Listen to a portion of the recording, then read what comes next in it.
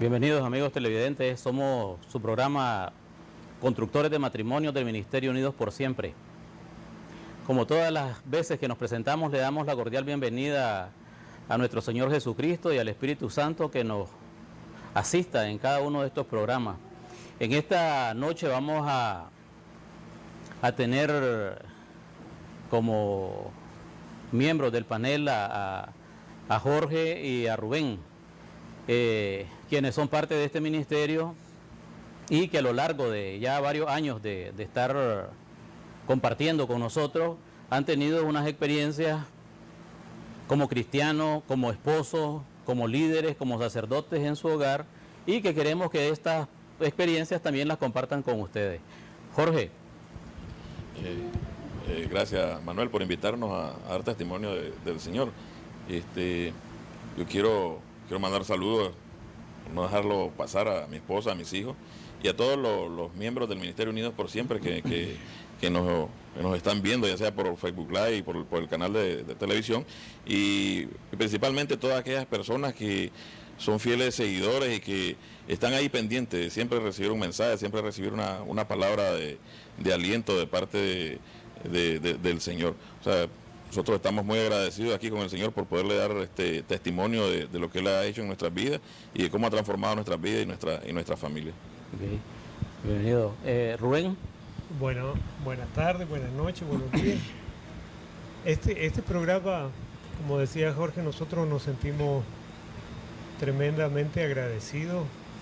Creo que es un enorme privilegio el poder estar acá y poder compartir con los amigos que nos ven cómo éramos antes y cómo Dios ha venido trabajando en nosotros y continúa trabajando, y cómo nos va cambiando, cómo nos va mostrando cómo quiere Él que seamos nosotros como esposos, como padres, como hijos, cómo quiere que seamos cada día mejor. Pues nos sentimos agradecidos y obviamente mandamos saludos a mi esposa, a mis hijos y a todas las personas que nos ven. Yo sé que siempre hay alguien que nos ve y que de repente por ahí te dice algo, te pregunta, y si Dios pues nos usa, pues para Él sea el honor, ¿verdad? Y la honra, porque nosotros somos, así como decía Jorge, pues instrumentos de su mano nada más. Así es. También la bienvenida a todos los amigos que forman parte de los grupos de oración en Managua, en Masaya, en Estelí, en Jinotega, en el lado de Chinandega, Occidente, León, Carazo, en Rivas. Un cordial abrazo y bendiciones para todos desde su programa. Rubén, vos estabas ahorita mencionando de que ahora estamos trabajando en la forma como el Señor nos orienta, cómo nos enseña, cómo nos instruye para ser esposos, para ser padres, para ser verdaderos hijos, ¿verdad? Tanto de Dios como de nuestros padres naturales. Pero podías compartirnos un poco, ¿verdad? Y al igual vos también, Jorge, ¿cómo era nuestra vida pasada? ¿Cómo era tu vida pasada? Antes de llegar a esta parte, a esta nueva experiencia en tu vida, ¿verdad? Ya como un hombre cristiano, un hombre creyente en Jesucristo, pero en el pasado, ¿cómo era? Porque yo hoy hacía ahí un comentario, ¿verdad? Que mientras venía en el camino, decía Rubén valiente, pues, ¿verdad? Y hablando de hombres valientes propiamente. Pero nuestra condición de vida en el pasado realmente era de hombres valientes o de hombres cobardes. Entonces, si podés hacerla... Sí, hombre, no, bueno, de valiente, como lo habíamos, estábamos platicando hace un momento, pues de valiente lo único que tenía yo era el apellido, que causaba gracia, que llamaba la atención y que era usado hasta eso como una manera de congraciarse con las personas, sobre todo con las mujeres, como buscar cómo sacar provecho, porque la verdad que mi vida antes de conocer de Dios era como un animalito, completamente. O sea, vos mirabas de repente como esos perritos en celo que ves de las perritas, las ves en celo y ves un montón de perros detrás. Pues así era yo, y pienso que en general era bastante malo, bastante perverso, bastante torcida mi forma de pensar. Y yo pienso que si no hubiera conocido de Cristo, difícilmente mi matrimonio estuviera todavía en pie, porque mi esposa me aguantó durante bastante tiempo, bastantes años, en esa condición, y ella orando y pidiendo para que yo me convirtiera, y aguantando toda mi borrachera, mi mala crianza, mi abandono. El otro día compartíamos con alguien ahí que, o sea, mi hijo acababa de nacer, mi hijo mayor, y yo me fui a trabajar. Yo decía que era bueno porque yo me había ido a trabajar a la semana de que mi esposa había tenido a mi hijo, que le habían cesareado y que estábamos empezando, no teníamos nada ni a nadie. O sea, ella estaba sola con el niño y con su operación, y yo me fui y la dejé botada. Y yo en mi mente, así retorcida, pues yo pensaba que estaba haciéndole bien, pero era una justificación, porque es mentira. Yo me fui como una semana o dos para el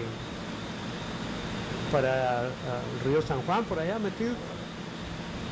Y la verdad es que yo quería ir a conocer, quería estar ahí en otro lugar y ver otras cosas, y no me importó. O sea, eso, digo yo, es un ejemplo que surgió en una plática hace poco, y lo recordamos, y yo pues volví a pedirle perdón a mi esposa por todas esas situaciones.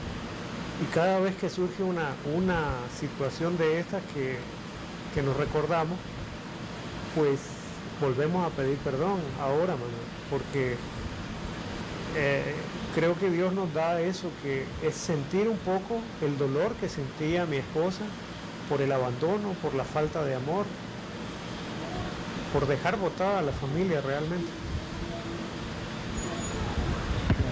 Y en la parte, vos mencionabas ahorita también, Rubén, disculpame que te corto un momentito, de tu relación con Dios.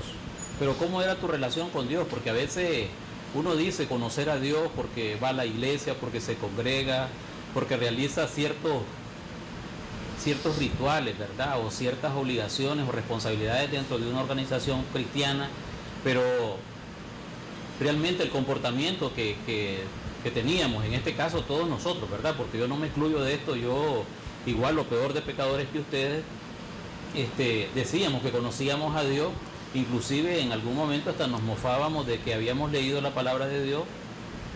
Sin embargo, nuestras actitudes, nuestros comportamientos no tenían nada de congruencia entre lo que decía la palabra de Dios y la forma como nosotros nos comportábamos. Pero en tu caso, ¿vos creías en Dios? ¿Vos estabas... No, yo no creía, porque no creía que no existía. Yo nunca en mi familia me hablaron de Dios, nunca. Mis padres tenían otras ideas, sobre todo mi papá. Mi mamá pues hacía lo que decía mi papá. Ellos, yo sé que se casaron por la iglesia porque veo la foto, la tengo, pero de ahí a ir a la iglesia ellos nunca. Nosotros nunca recibí nada de Dios, y lo que más bien pensaba y lo que oía y lo que repetía era que, pero mira el lujo que hay ahí, mira cómo andan oro y prenda, y en vez de dárselo a la gente que lo necesita. Era un discurso más o menos así. Ha sido un proceso para mí totalmente nuevo. Yo pasé prácticamente 40 años de mi vida sin conocer de Dios, y viviendo así, pues, como decía, como animalito, haciendo las cosas que yo creía que eran buenas, haciendo las cosas que yo quería, que yo sentía, que yo deseaba. Y eso pues me trajo muchos problemas, muchas situaciones complicadas en mi vida, y no hasta que después de que ya estar con Aura Estela, de habernos casado civil, de haber tenido nuestro primer hijo, y después todavía unos años después ella tuvo primero el llamado. Ella sí ya conocía, pero tuvo ese llamado porque ya estábamos bien como pareja, ya la situación con nuestra familia se había normalizado, ya estábamos relativamente bien, pero sin embargo en Aura Estela había una falta de algo, y ese algo pues era Dios. sea, ella tuvo su propio proceso y hasta que llegó a esa conclusión. Y después de que llegó a esa conclusión, comenzó toda una tarea para que yo conociera también eso y que viera que realmente eso era lo que hacía falta en mi vida, ¿no? ¿Y en tu caso, Jorge? Yo, ahorita estaba pensando, estaba viendo lo que decía Rubén. Mi principal característica era que yo era un hombre totalmente egoísta. O sea, sí, pues era mentiroso, fui adúltero y un poco de cosas más, pero lo principal es eso, el egoísmo, pensar primero en uno mismo y después en los demás. Y sin embargo yo decía que quería a mi esposa, porque yo pues siempre he dicho que yo quiero a mi esposa. Y siempre he procurado que se sienta bien mi esposa, mis hijos y todo lo demás, pero siempre vivía pensando más en mí que en mi bienestar, en mi tranquilidad, en mi comodidad. Y lo que era que mi esposa se movía como satélite en función de ese mi bienestar, ¿verdad? Yo hacía concesiones, pero ahora que lo estoy pensando, eran concesiones precisamente para que se pudiera dar, que ese satélite pudiera llegar a cumplir su función, que era mi bienestar. Tanto fue así que yo me acuerdo que recién conociendo de Jesús, nosotros llenamos un formulario y dentro de las cosas que estaban yo decía que yo era un poquito egoísta, que era un poquito mentiroso, que era un poquito de todo y algunas cosas que decía que no era. Y ahora, haciendo un recordatorio de eso, me doy cuenta que en realidad era todo eso: mentiroso, egoísta, traicionero, desleal y todo lo demás. Y todo eso se circunscribe a una sola cosa: la ausencia de Dios. Porque cuando uno se para frente a la presencia de Dios, uno se puede ver reflejado en ese espejo. Y ahí uno se da cuenta de que efectivamente es un hombre totalmente egoísta, como un animalito salvaje, ¿verdad? O sea, el león caza y no le interesa el dolor de la cebra o del cervatillo porque él tiene que comer. Entonces, así éramos nosotros. O sea, nosotros hacíamos las cosas porque necesitábamos, según nosotros, hacer determinadas cosas. No pensábamos, no racionalizábamos como cristianos, que en realidad uno debe actuar en función de satisfacer necesidades de la familia, o sea, emocionales. No solo estoy hablando de necesidades físicas o materiales, sino necesidades emocionales, necesidades espirituales, y eso nosotros lo desconocíamos. Ahora, ¿cómo era mi vida anterior? Pues yo decía, nunca negué exactamente la existencia de Dios, pero tampoco nunca lo busqué. O sea, para mí los que creían en Dios estaban bien, y como yo no estaba ni aquí ni allá, pues para mí también esa era una buena condición. Yo llegué a casarme con mi esposa por la iglesia, ¿verdad? Porque pues básicamente fue como un reclamo cuando yo le dije: ¿querés que nos casemos? Entonces mi esposa me dijo: que a mí no me conociste en la calle, me dice. ¿Sabes? Entonces yo entendí que me estaba diciendo pues que quería que lo honrara de esa manera, pues entonces yo procedí. Pero para mí el matrimonio no significaba lo que hoy significa en mi mente y en mi corazón. Para mí el matrimonio era una ceremonia donde vos vas a gastar dinero, invitar a un poco de gente a comer, ¿verdad? Y echarte tus traguitos y listo, pues la foto, el recuerdo y todo lo demás. Para mí eso era la boda. Entonces accedí pues a casarme de esa manera, ¿verdad? Y así empezamos a vivir nuestra vida. Me acuerdo que mi esposa me decía: vamos a la iglesia. Entonces yo iba a la iglesia y lo que le decía, aprovechaba que en ese tiempo ya teníamos al niño como de 1 año, y entonces el niño quería caminar. Entonces yo lo que le decía: vengo, que el niño está inquieto. Y ya me salía de la iglesia y lo andaba caminando fuera de la iglesia para no estar oyendo a nadie ni estar viendo a nadie, porque en realidad en ese tiempo no tenía ningún interés en oír de la palabra de Dios. Varios amigos me invitaron a ir a actividades así cristianas de diferentes índoles, y la verdad es que yo siempre los rechacé diplomáticamente, pues, pero no tenía ningún deseo ni ningún interés de ir a los pies del Señor. Pues para mí me parecía algo así como tipo novela mexicana. No lo miraba como algo, como una necesidad, o como algo necesario dentro de mi matrimonio. Y fue así pues como nosotros caminamos durante 10 años. Amigo televidente, fíjese bien en este caso cuando uno habla de egoísmo. O siempre nosotros centramos, ¿verdad?, la palabra egoísmo al actuar personal del beneficio meramente mío. Sin embargo, el egoísmo también se muestra, ¿verdad?, no solamente en lo que establece la palabra como concepto, ¿verdad?, que ser egocéntrico, que pensar solamente en mí mismo, sino también en aquellas actividades, en aquellas circunstancias, en aquellas situaciones, ya como lo mencionaba Jorge también, en la no satisfacción de las necesidades que tiene el cónyuge, ¿verdad? Porque muchas veces nosotros pensamos que dejar de hacer ciertas cosas para el cónyuge no necesariamente constituyen egoísmo. A veces le ponemos el saborcito ahí, ¿verdad?, picante, a que si no trabajamos no comemos. Decimos que trabajamos o que nos esforzamos más de lo que realmente deberíamos en una jornada laboral, casualmente para llevar el beneficio a la casa, pero la emoción, las emociones, los sentimientos, la parte espiritual del cónyuge, que es nuestra responsabilidad cubrirla, ¿dónde la dejamos? ¿Verdad?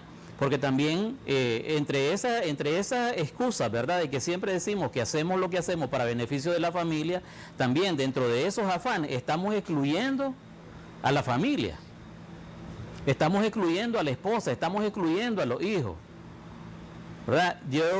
Yo siempre digo de que en el caso, ¿verdad?, del egoísmo que yo tenía, yo por ejemplo pensaba en mis vagancias con los amigos, en la fiesta con mis amigos, en las actividades sociales con mis amigos. Mi esposa me decía, por ejemplo, para las fiestas de Navidad que hacían en los lugares donde trabajaba, entonces yo le decía a mi esposa, mira, vos no podés ir ahí porque yo realmente voy a trabajar.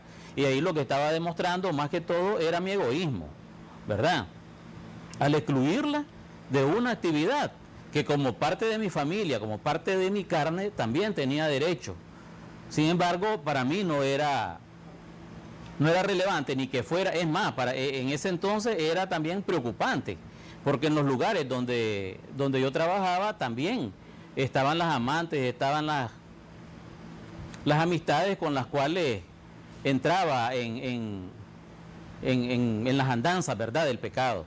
Ahora, esta otra parte del egoísmo, ¿verdad?, del que menciona Jorge, también lo vamos a ver en nuestro siguiente segmento. Por el momento, vamos a unos comerciales. Continuamos con su programa Constructores de Matrimonio del Ministerio Unidos por Siempre. Estábamos siempre hablando, ¿verdad?, sobre el egoísmo de que tiene el hombre principalmente en relación a lo que es la familia, en relación a lo que es el matrimonio, ¿verdad? Ninguno de nosotros, pues lastimosamente, veníamos preparados para tener un matrimonio estable, ¿verdad? Siempre nos casamos con la preocupación de cubrir una parte de la legalidad o lo que establecía la sociedad como tal, pero el matrimonio, tal como lo decía Jorge, nunca lo vimos con la responsabilidad y la seriedad que esto conlleva, ¿verdad? Y parte de eso es lo que durante el tiempo, hasta antes de conocer a Jesucristo, es que nos comportamos como los patanes, los soberbios, arrogantes, altaneros, que éramos, ¿verdad? Y todo eso también enfrascado y enmarcado dentro de lo que es el egoísmo en el hombre antes de conocer a Jesucristo. Jorge, vos podrías comentarnos un poquito esa parte de egoísmo, ¿verdad?, que vos tenías en tu ser antes de conocer al Señor. Porque estamos claros que después de que conocemos a Jesucristo, dice la palabra de Dios en 2 Corintios 5:17, que los nacidos en Cristo nuevas criaturas son y que todas las cosas viejas pasaron y son hechas nuevas en Cristo Jesús.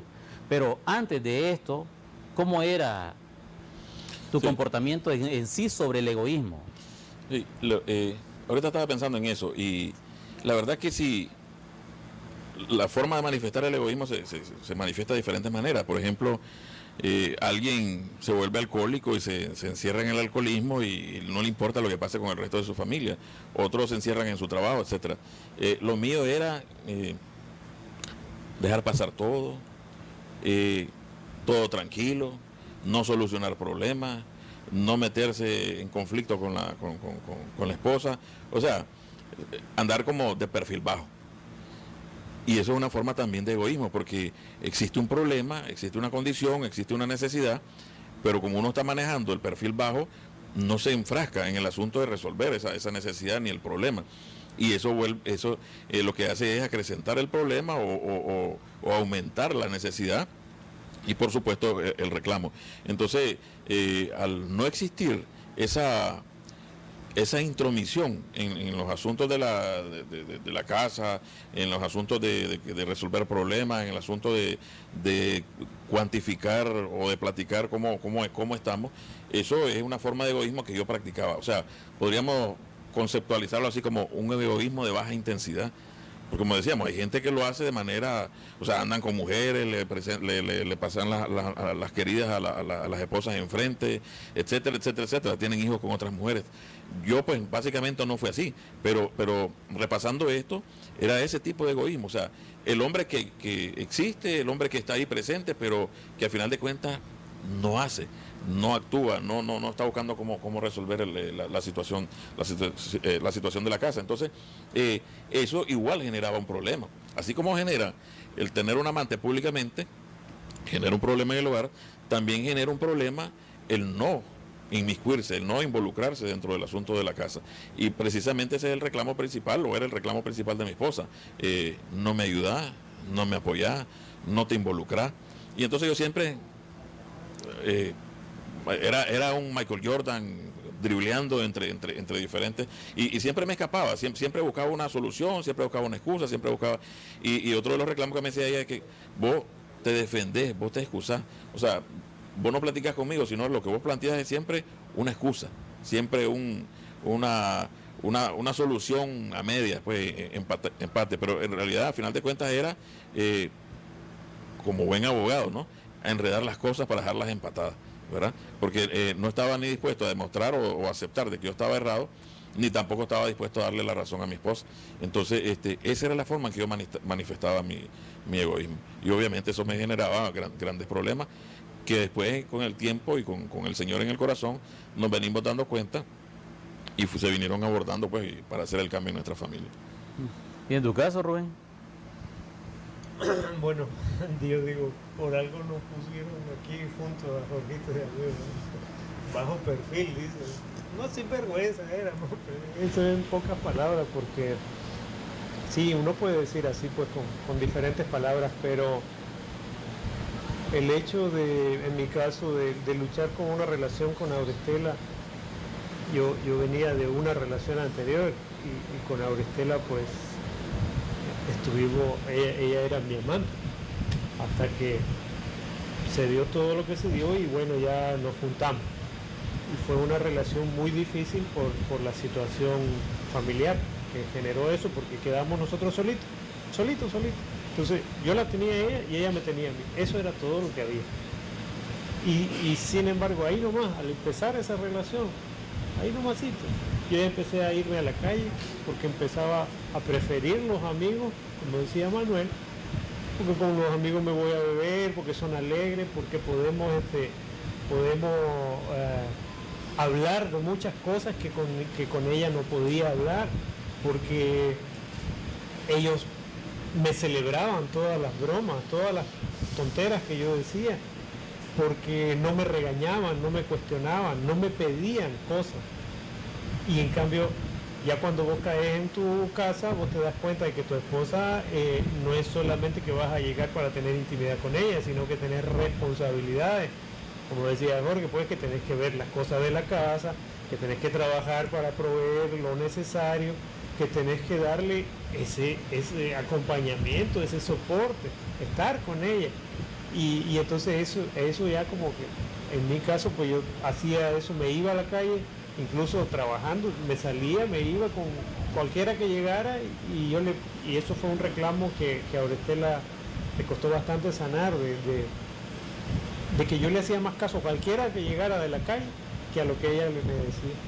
Porque al igual que el perfil bajo que dice acá Jorgito, yo no peleaba con ella, pues ella empezaba a pelear, empezaba a hablarme, ella quería llegar, quería buscar un camino para entrar, pero como no había, entonces en cuanto empezaba ella con la cosa, ya vengo, ya me voy, me decía el enojado y me iba. Pretexto más que suficiente para ir a emborracharme, a venir a cualquier hora de la madrugada, si acaso llegaba, y después a llegar haciéndose todavía el enojado. Entonces, digo yo, si nosotros dejamos botada una responsabilidad y generó todo por el egoísmo, pero era la responsabilidad frente a nuestra esposa, frente a nuestro hogar, frente a nuestros hijos cuando vinieron. Al igual que Jorge, yo me casé después de que empezamos a convivir con Aura Estela. A los 2 años nos casamos y yo igual, yo me casé, le digo, pues, pero si esto es un papel, esto no hace ninguna diferencia. Sin embargo, lo hice para que estuviera contenta, como dice Jorgito. Y es lo mismo, o sea, dicho con palabras, él lo dice con palabras muy bonitas, pero era una sinvergüenzada, porque lo que quería era mantenerla contenta y estar bien con ella y que me sirviera. Los hombres somos bastante básicos, pienso yo, porque mientras nos atiendan sexualmente y que nos den nuestras cosas, nuestras comidas, estamos tranquilos. Y eso era lo que pretendía uno, o lo que yo pretendía, manteniendo tranquila, decía yo, a mi esposa, sin preocuparme por lo que ella pensara, sintiera o necesitara. Y después cuando vino nuestro hijo, pues igual fue peor la cosa, porque ya ella antes por lo menos trabajaba, tenía cierta independencia, tenía su propio dinero, porque no había nada en común. O sea, ella resolvía a la manera que ella podía, ¿me entiendes? Entonces, había egoísmo de todos lados. Lo único que yo nunca le hice fue agredirla físicamente, pero de otro tipo de agresiones, sí. Es decir, con el compartir de ambos, ¿verdad? De que no importa la forma, cómo uno diga las cosas o cómo quiera maquillarlas, ¿verdad? Con palabras bonitas o con palabras totalmente crudas. El egoísmo se manifiesta de igual manera, porque al final no importa cómo nosotros lo expresemos, ¿verdad? Sino la manera como la esposa o la familia lo está recibiendo, ¿verdad? Porque el abandono y el pensar solamente en nosotros es egoísmo. Dejar a la esposa por el trabajo es egoísmo. Dejar a la esposa, a la familia por los amigos es egoísmo. Dejar a la esposa y a los hijos por la borrachera es egoísmo. En sí, los términos, ¿verdad? Más o menos siempre conllevan a lo mismo, pues que si nosotros realmente no salimos de esa manera de vida, el egoísmo va a estar marcando nuestra relación de matrimonio y de familia. Estaba leyendo ahorita en el libro de Apocalipsis, en el capítulo 21, en el versículo 8, dice, pero los cobardes, dice, los renegados, los corrompidos, los asesinos, los impuros, los hechiceros, los idólatras, en una palabra, para todos los falsos, su lugar es el lago que arde en azufre, que es la segunda muerte. Y digo yo, ¿cómo empieza este versículo, verdad? Que dice para los cobardes, y eso éramos nosotros, porque siempre preferíamos hacer las cosas de la manera más fácil, más beneficiosa para nosotros, olvidándonos de toda el daño que causábamos a nuestra familia, a nuestras esposas. Y vos lo mencionabas ahorita claramente, ¿no? Vos lo mencionabas, porque el hecho de presentarte en una condición, decía, yo llegaba y ella apenas quería tener un poquito de conflicto, pleito o pelear, yo lo primero que hacía era dar la vuelta y me iba, era una buena excusa para ir a tomar. Yo a veces cuando llegaba a la casa, cuando iba rumbo a la casa, que en esos entonces, un poco más de 11 años, ya para 12, yo decía, ojalá que mi esposa esté enojada. Ya, porque si esté enojada, con un poquito que la azuzara, iba a haber pleito y eso me daba la oportunidad para salir e irme con las amantes, ir a beber guaro o irme a los billares y casinos. Ya, con los disque amigos, pues, que uno dice tener en ese momento. Entonces, igual, siempre buscaba la salida más fácil. Tanto así de que cuando los problemas en mi matrimonio se acrecentaron y mi esposa me encontró con las amantes en las calles, inclusive mis hijos me vieron con las amantes en las calles, yo tomé la decisión de quitarme la vida.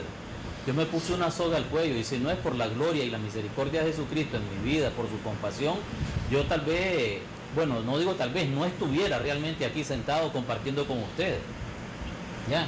Porque un acto de cobardía fue el haber intentado quitarme la vida, el haberle dicho que los problemas se resuelvan solos a como ellos puedan, pero yo mejor de aquí desaparezco, ¿verdad? En sí, esa era también una manera de demostrar el egoísmo, pues, porque al final el dolor en el corazón de mi esposa, por mucho que ella estuviera lastimada, por mucho que ella estuviera herida por todo mi comportamiento pasado, el dolor en mis hijos, en mi familia, en mis padres, en mis hermanos, ¿verdad? Que aunque separados cada quien a distancia, pues, de su vivienda, pues somos la misma sangre, ¿no? Y al final la sangre es la sangre y se siente cuando hay una pérdida.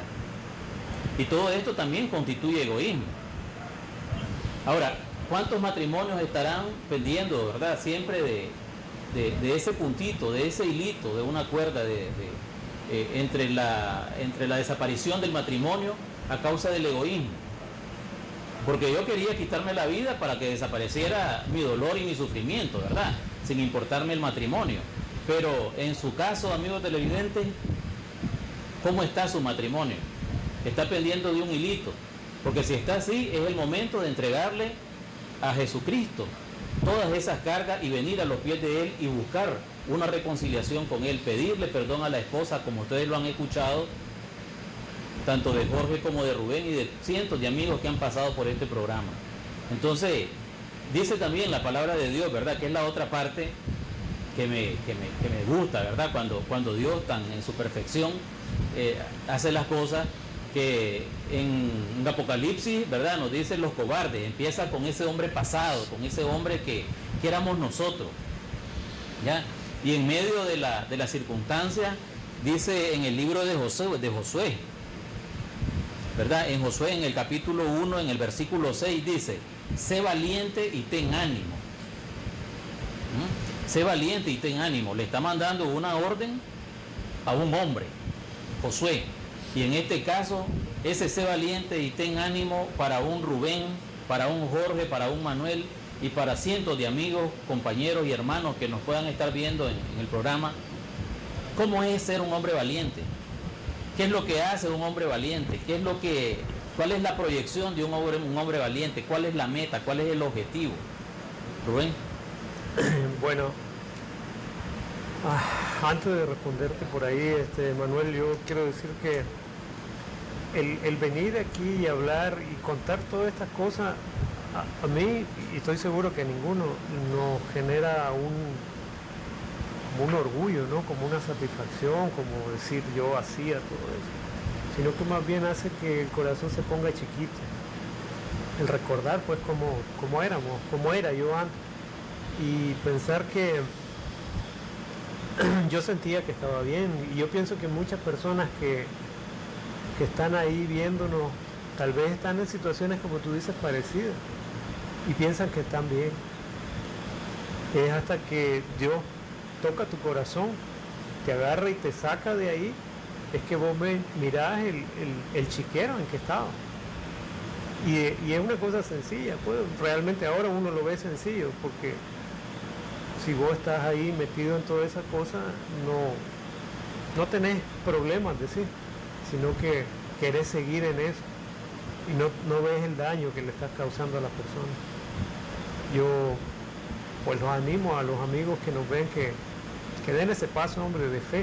Es un paso de fe porque vos no sabés lo que hay ahí, no sabe uno. Yo decía, bueno, voy a ver qué pasa, a ver qué me dicen esto, ¿eh? Pero la recompensa es grande porque al conocer de Jesús cambia tu vida completamente, cambia. En mi caso yo no puedo decir que fue de un día para otro, porque es mentira. Yo me estaba diciendo 11 años, 12 años tiene, yo tengo 10 años y tú has estado parte del proceso, acompañaste cuando yo hice confirmación, todo así, todos los trámites bien rapidito, porque me quería casar, quería honrar a mi esposa. Y entonces 2 años después de pasar por el encuentro, pues pudimos dar ese paso tan bonito y honrarla. Y esa es una manera de empezar a ser esos hombres que Dios quiere, honrar a Dios en primer lugar, honrar a mi esposa, a mis hijos, pedir perdón, reconocer que hemos fallado ese dolor, esa convicción de pecado, solo Dios la puede poner. Porque en mi caso, Manuel, mi esposa nunca me conoció una mujer, o sea, una amante, una querida, pero existieron un montón. Y entonces, después de conocer a Jesús, yo pasé un periodo más o menos larguito en que tenía la inquietud que cada día fue creciendo, que tenés que decirle, y me salía el versículo que dice que el que confiesa su pecado y se aparta alcanzará misericordia, y me salía en todos lados, hasta que un día fui y agarré el valor, y ahí sí fue valiente para decirse. Y valiente, te digo, uno dice ser muy valiente cuando tiene diferentes pruebas, o en trabajo, o con otras personas, pero cuando tenés que confesar algo tuyo, íntimo, que sabés que es malo, que es algo que va a dañar el corazón, a lastimar el corazón de tu esposa, las piernas se te hacen todas aguadas y uno no puede, la voz se le atraganta, pero si no es por Dios que va y te da la fuerza, no lo puedes hacer. Yo pude hacer, gracias a Dios, esa confesión, y vieras el peso que me quité de encima, el poder decirle a mi esposa, fíjate que yo hice esto. Y el tiempo que pasamos, yo pienso que Dios la estaba preparando también el corazón para ella, para recibir esa bomba. Y entonces eso hizo que nuestro proceso fuera más rápido y la situación pudieran avanzar. Y entonces ella empezó a decirme, cuando yo confesé, entonces no estaba loca, porque yo cuando me decía, vos sos loca, solo así, vos sos loca. Entonces no estaba loca, me dijo mi esposa. Y de ahí comenzar el proceso de caminar en las cosas correctas, lo cual no es nada fácil, porque después de haber dejado abandonado el hogar, la esposa tiene que asumir, porque alguien tiene que manejar una casa no se maneja sola, hay que ver a los niños, hay que ver las cosas del diario, pues la comida, las cosas que se pagan, todo. Y ahí, entonces vos decías ahora ¿cómo hago? Porque yo tengo que asumir mi papel en mi hogar. Para que lo tratemos de visualizar esto, ¿verdad? La valentía, en este caso, vos considerás que empieza, ¿verdad? En tu caso, por decirle la verdad a tu esposa, lo que vos has guardado en tu corazón. Por eso es que decir lo que dice el Proverbio 28:13, que el que encubre su pecado no prosperará, mas el que lo confiesa y se aparta alcanza misericordia, que vos decís que te salía cada vez que leías, ¿verdad? Sí. Entonces, el acto valiente que vos tuviste, además del apellido, fue el hecho de sentarte y decirle a tu esposa, mira, yo he sido infiel, yo fui infiel, tuve otras mujeres, tuve otras circunstancias en mi pasado que vos todavía no las conocías. Entonces ahí es donde empieza el proceso de la valentía. Hago este corte porque vamos a ir a unos comerciales y cuando regresemos, para que nos expliques un poquito más, ¿verdad? Todas esas partes, y vos también, Jorge, para que vayamos engranando ahí todo, las partes en que cómo realmente se demuestra el ser valiente. Una de las primeras es enfrentar que uno ha pecado y pedir perdón, y además de eso apartarse del pecado. Vamos a unos comerciales y ya regresamos. Estamos de regreso, amigos televidentes, siempre en su programa Constructores del Matrimonio del Ministerio Unidos por Siempre.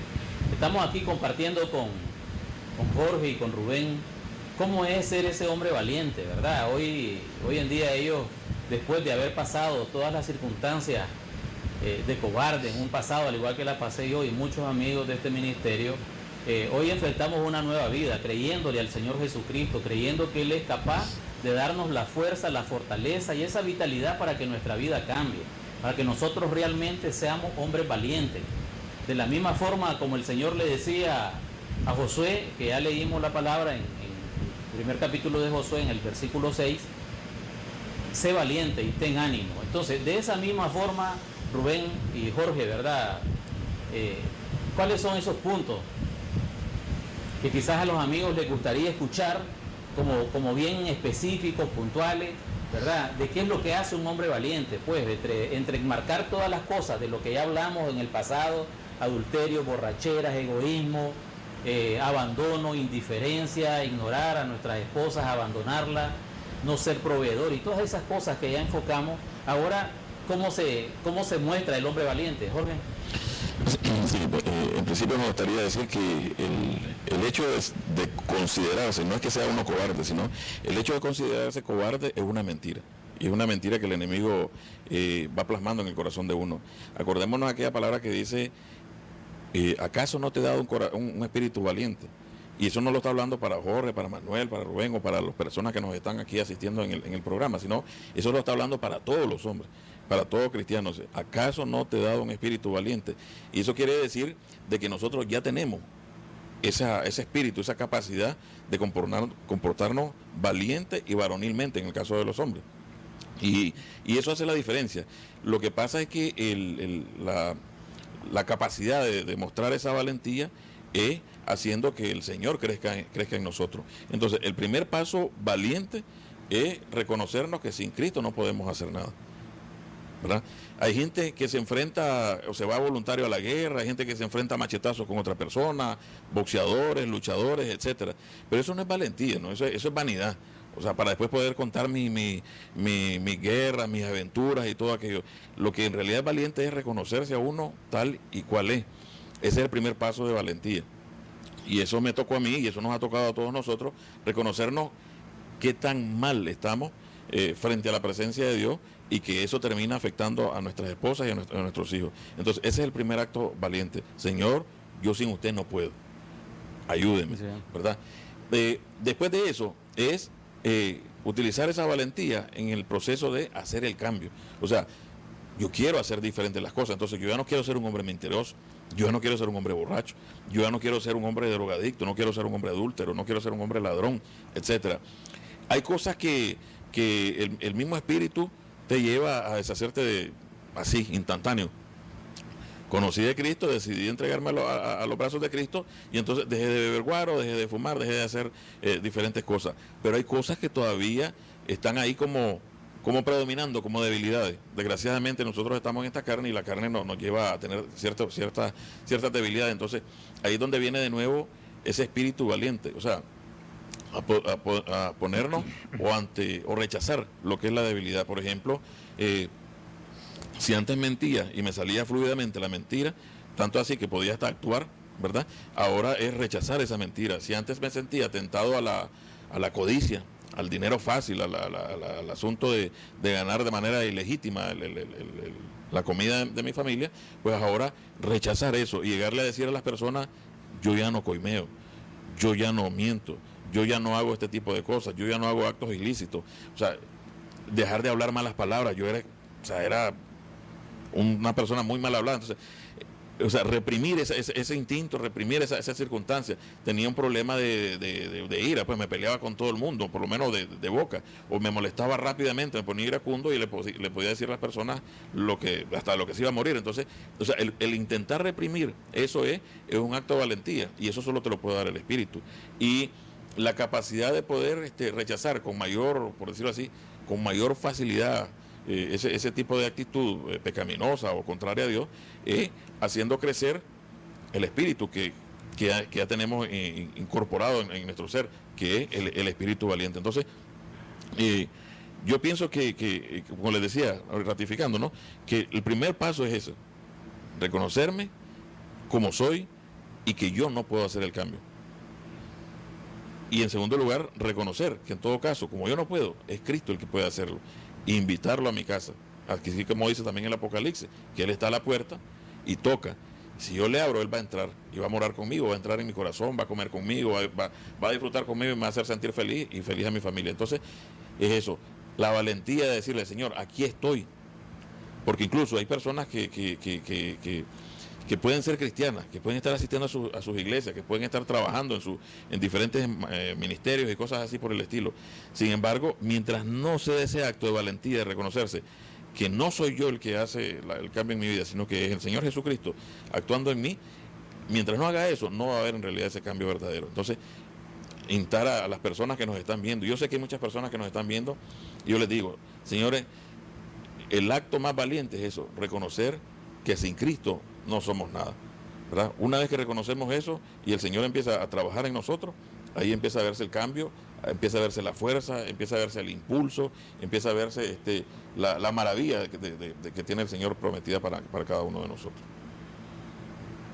Es de Jesucristo que viene la fuerza, es de Jesucristo que viene el querer y el hacer.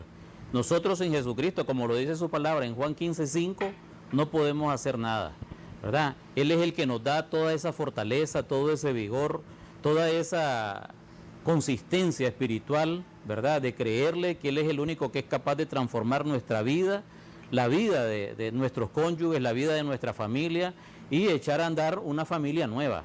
Rubén. Sí, bueno, ya abarcó un amplio espectro, Jorge, ¿verdad? Yo pienso que a veces aquí nosotros venimos y hablamos como rapidito, que nos apartamos de la infidelidad, del adulterio, de la borrachera, de los amigos, pero es un proceso, no es así nomás. A algunos les cuesta más alguna que otra. En el caso mío, bueno, no sé, pues de alguna manera Dios ya venía tocando el corazón y de la parte de las mujeres pues no me costó, no.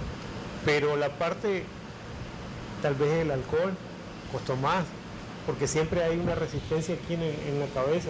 Pues ya no soy borracho, lo más que hago es que me voy a tomar unas 2 cervecitas porque para el calor, o uno empieza a darle vueltas en su mente, a buscar pretextos.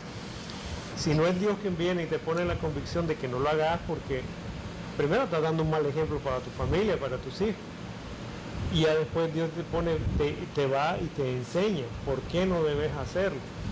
Pero eso es un proceso. Primero nosotros llegamos y estamos así como deslumbrados, y hemos visto muchos amigos que han venido y han conocido de Jesús, y después de que viene Jesús y les soluciona los problemas, se apartan, se olvidan, se quedan con la bendición y se olvidan de quién les da la bendición, del bendecidor. Yo pienso que esto es una carrera, ahí mismo lo dice Pablo, es una carrera que hay que correrla hasta el final y que hay que esforzarse, hay que perseverar, hay que cada día morir un poquito al yo, porque eso es el egoísmo, ¿no? Es el yo, y pensar en primer lugar en mi esposa, en mis hijos, en mi familia, después en el ministerio, en la comunidad, porque todos tenemos algo que podemos influenciar. No podemos hacer grandes cosas, pero sí podemos empezar a cambiar nuestra familia. Si cambiamos nosotros a cómo está nuestra familia, si en nuestra familia no hay mentira, no hay hipocresía, no hay divisiones, ya podemos hacer las cosas de una manera diferente, y esa generación ya va creciendo de una manera diferente, y esos van a ser los que más tarde van a ser los líderes de esta nación, los que van a ir a cambiar las cosas. Yo pienso que ser valiente pues es un reto diario, y mira, en mi caso yo tengo que decirte que al fin de semana pasado, recién que salimos fuera de Managua, yo perdí la calma con una moto de esas que andaban ahí, que se me iba metiendo, y yo voy con mi familia, y mi familia, todo el mundo te está viendo lo que voy a hacer, y sin embargo yo reacciono mal, yo me enojo y casi que le echo la camioneta encima. Entonces digo yo, fallé, y tenés que volver a pasar y pedir perdón otra vez, y pedir que Dios pues te ayude, porque uno necesita cambiar en todo. Y entonces ser valiente es un cambio continuo, y que, como tú mismo lo dijiste, Manuel, es Dios quien te da el deseo y el ánimo para cambiar, porque nosotros a veces nos sentimos, ay, este sofá está cómodo, aquí me voy a quedar y de aquí no me muevo porque aquí estoy cómodo. Y a veces nos queremos quedar en la posición de que, bueno, yo ya con mi familia estoy bien, con mi esposa estamos tranquilos, los chavalos están creciendo, y lo que necesitamos es cambiar continuamente, porque cada día nos descubrimos que tenemos cosas que aún son del hombre viejo y que hay que cambiarlas, hay que sacarlas. Sí. Esa lucha que se tiene a diario, ¿verdad? El orgullo, la falta de paciencia, la intolerancia, la falta de comprensión, son las cosas que todavía nosotros, inclusive como cristianos, estamos en la lucha, ¿verdad? Hay muchas cosas que, como dice Rubén, se hicieron fácil de dejar, pero hay otras que todavía seguimos luchando y luchando, pero sí algo tenemos muy claro, que en Jesucristo nueva criatura somos, ¿verdad? Agarrados de la mano de Él, no vamos a desfallecer. Siempre vamos a ir por el camino recto, siguiendo su palabra, ¿verdad? Y procurando, en la medida de lo más posible, cumplirla. Y eso también nos hace ser hombres valientes, porque dejamos de ser nosotros para envolcarnos en amor, en cariño, en afecto, hacia nuestras esposas y hacia nuestros cónyuges, y hacia nuestros hijos, perdón. Rubén, una palabrita para los amigos televidentes ya para despedirnos. Jorge, también tenemos un minutito cada uno ahí para que nos despidamos, okay. Por favor. El tiempo aquí pasa bien como rápido, ¿verdad? Uno ni cuenta se da. Bueno, yo les invito a todos los amigos que nos han visto que sean valientes, que tomen una decisión correcta y que busquen de Dios, porque es la única manera en que podemos salir adelante, que las cosas se nos hacen más fáciles, más llevaderas, que podemos tener una familia unida, que podemos tener una esposa a nuestro lado sin ningún secreto, sin ningún miedo, sin ningún temor de que te vaya a ver el celular ni nada oculto, ¿no? No hay nada como sentirse así, rico con la esposa y con la familia. Jorge. Sí, pues yo les quiero decir de que la verdad es que la felicidad que da el mundo no es una verdadera felicidad, es una felicidad exigua y además de eso mentirosa. Hay mucha gente que piensa que por dejar de divertirse, por dejar de ir a la fiesta, por dejar de compartir con los viejos amigos, pues uno se va a sentir triste y todo. Pero le digo, o sea, nosotros renunciamos a todo eso y ahora no conseguimos más amigos, sino que lo que conseguimos son más hermanos y personas con las que nos podemos relacionar. Y le digo, nosotros, pues mi esposa y yo y mi familia tenemos 8 años de creer en Jesucristo y de servir al Señor Jesucristo, y la verdad que esta es la etapa más alegre, más íntima,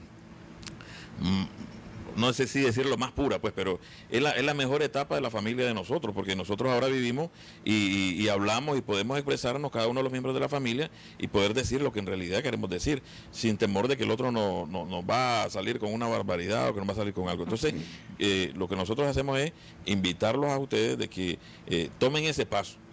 O sea, lo que les ofrece el mundo no es la verdadera felicidad. La verdadera felicidad es Cristo Jesús, y Él es el que hace la transformación, y Él es el que hace vidas nuevas y familias nuevas. Entonces, invitarlos a que sean valientes y que den ese paso y digan, Señor, aquí estoy. Púlame, fórmeme, créeme de nuevo. Y van a ver que no les estamos diciendo cosas que sean mentiras. Okay. Amigo televidente, si usted desea que su matrimonio sea transformado, sea cambiado, ¿verdad?, el cual solamente Jesucristo puede llevarlo a cabo, yo lo invito a que usted comparta con nosotros y repita con nosotros esta oración.